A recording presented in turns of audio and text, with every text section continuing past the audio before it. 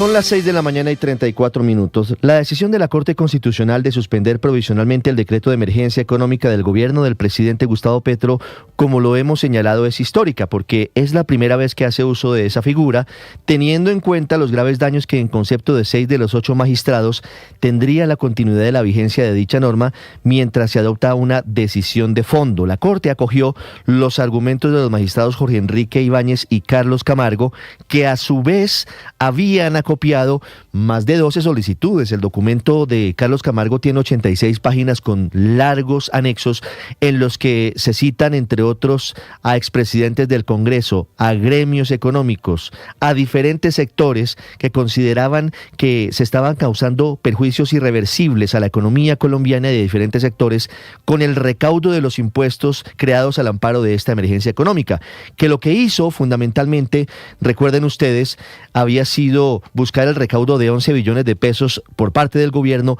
vía impuestos ordenados vía decreto, luego de que el Congreso de la República hubiera hundido en diciembre del año pasado una nueva reforma tributaria, algo que abiertamente desafiaba al Estado de Derecho, y por eso es tan importante la decisión que adoptó en las últimas horas la Corte Constitucional, que aplica el auto 272 del 2023, que había habilitado a la Corte esa posibilidad que no se había estrenado de suspender normas mientras se estudia si son o no declaradas inexequibles. Este es el mismo caso. En esta oportunidad la Corte suspende el decreto de emergencia económica y el cobro de impuestos que se había creado a través de ella hasta que se defina, ahora a través de una ponencia de 6 personas, los 6 magistrados que estuvieron de acuerdo con esta determinación, seguramente a finales del mes de febrero a más tardar, de si se hunde definitivamente o no, es decir, si es o no declarada inexequible de forma definitiva la emergencia económica. En este caso, la Corte le pone un tate quieto a los decretazos del gobierno, que se había acostumbrado a gobernar de esa forma,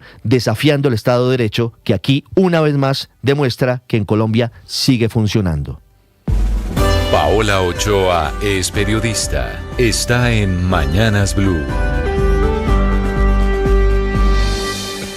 6 de la mañana, 36 minutos. Suspensión del decreto madre que suspende los efectos de los 2 decretos hijos. El 1474 del 29 de diciembre de 2025, que menciona específicamente la Corte en su segundo comunicado de anoche, y el 0044 del 21 de enero de la semana pasada, con impuestos a las empresas generadoras de energía, que aunque no menciona la Corte, hace parte también de los decretos expedidos al amparo de la emergencia económica del pasado 22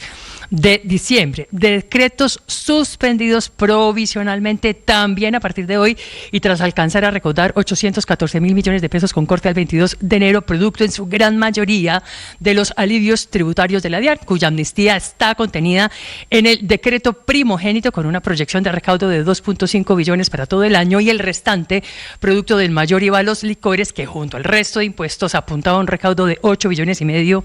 en lo corrido de todo este año. Impuestos que ya venían pagando los colombianos y que a partir de hoy se suspenden provisionalmente, empezando por las 29 páginas con impuestos del decreto 1474 del 29 de diciembre, cuya devolución es prácticamente imposible en caso de un pronunciamiento de fondo y contrario por parte de la Corte Constitucional. En concreto, se suspende el IVA del 19% a los juegos en línea de suerte y azar, que regresan a la tarifa del 0%. El IVA del 19% a licores, vinos, aguardientes y rones, que regresa a la anterior tarifa también del 5%, como regresan también los impuestos al consumo para alcohol y tabaco a los que tanto se oponían 17 gobernadores de todo el país. Se suspende el IVA del 19% para las compras en el exterior superiores a los $50, que quedan nuevamente en compras superiores a los $200. El impuesto al consumo del 19% para bienes de lujo también queda congelado, como quedan congelados los nuevos impuestos al patrimonio a partir de los 2.000 millones de pesos con tarifas progresivas desde el 0.5% y hasta el 5%.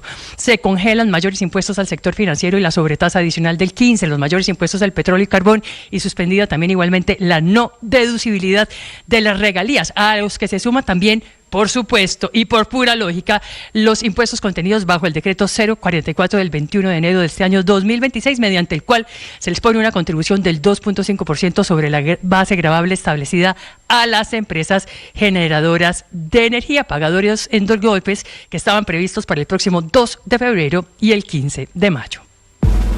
Camila Carvajal es periodista. Está en Mañanas Blue.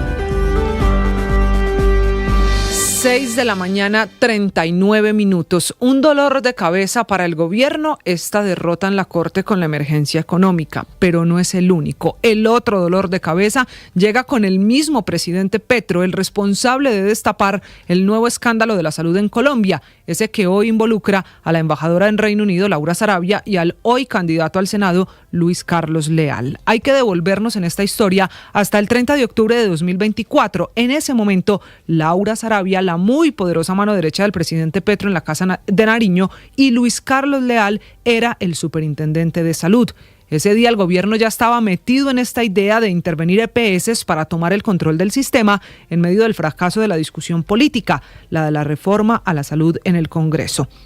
Estaban interviniendo las EPS y entonces denuncia Leal y el presidente Petro le creyó que Laura Sarabia le entregó las hojas de vida de quienes debía nombrar como interventores y que Laura le dijo a Leal que esos nombres los mandaba el mismísimo presidente Petro. Leal hizo caso, los nombró y ahora, año y medio después, el presidente Petro dice que Sarabia engañó a Leal y que esos interventores terminaron siendo corruptos y creando un business, un negocio para robarse la plata de la salud, porque claro, como interventores tenían la potestad de a quién pagarle, qué comprar, cómo manejar la plata de las EPS intervenidas, y que lo hacían para favorecer a unas IPS, es decir, a unas clínicas en específicos y a unos proveedores determinados. Un business, en el inglés del presidente, que desangró el sistema, ese mismo que hoy no tiene plata que alcance. Leal dice que él denunció incluso en la fiscalía, pero Sarabia contesta que la fiscalía debería investigar, incluso pidiéndole las pruebas al que sigue siendo su jefe, al presidente Gustavo Petro. Recuerden que Leal fue superintendente de salud entre abril y octubre de 2024 y en su administración intervino Nueva EPS, Sanitas, SOS, Famisanar y Caprecosa. Esos son los interventores donde hoy amanece puesta la lupa, donde están en tela de juicio. Solo una última pregunta, presidente. Si Laura Sarabia lo engañó a usted y al ingenuo superintendente Leal y montó un business con la salud, ¿por qué sigue en el gobierno? Si lo engañó y hay corrupción, ¿por qué la nombró embajadora? María Camila Orozco es periodista. Está en Mañanas Blue. Ya son las 6:41 de la mañana y una más para o por Laura Sarabia. 3 años se tomó la fiscalía para tomar la decisión de acusar, es decir, llevar a juicio al coronel Carlos Feria. El otro que hizo caso y está señalado de someter al polígrafo a Marelvis Mesa, que fue la niñera del hijo de Laura Sarabia, cuando ella ostentaba el título de la mujer más poderosa de la Casa de Nariño. Ustedes recordarán que todo esto lo origina una maleta con dinero en efectivo que le fue robada a la hoy embajadora en el Reino Unido, un robo por el que la fiscalía cree que Feria, que en ese momento era jefe de seguridad de la Casa de Nariño, dio todo tipo de órdenes ilegales, como trasladar a la niñera desde su casa en Soacha hasta un edificio llamado Galán para interrogarla en el centro de Bogotá sin una orden judicial y sin que existiera ningún vínculo de esa niñera con la Casa de Nariño, la presidencia de la República. Por eso los delitos son peculado por uso, abuso de función pública y constreñimiento ilegal, porque desplegó todo el aparato que estaba bajo su mando para resolver un asunto doméstico de Laura Sarabia, que en justicia debería ser la próxima en ser llamada por la Fiscalía a responder por este asunto. La Fiscalía que ahora va por Feria, pero que de momento ha conseguido la condena a 10 años de cárcel contra 2 patrulleros que siguieron las órdenes de este oficial, que tiene la cita el próximo 18 de febrero. Ese será el día en el que la Fiscalía destape todas las cartas contra Feria, que salió del gobierno para ser agregado policial en Washington, de donde salió por la puerta de atrás, expulsado por Estados Unidos por cuenta de este escándalo. Estás escuchando Blue Radio. Bienvenidos, un gusto saludar.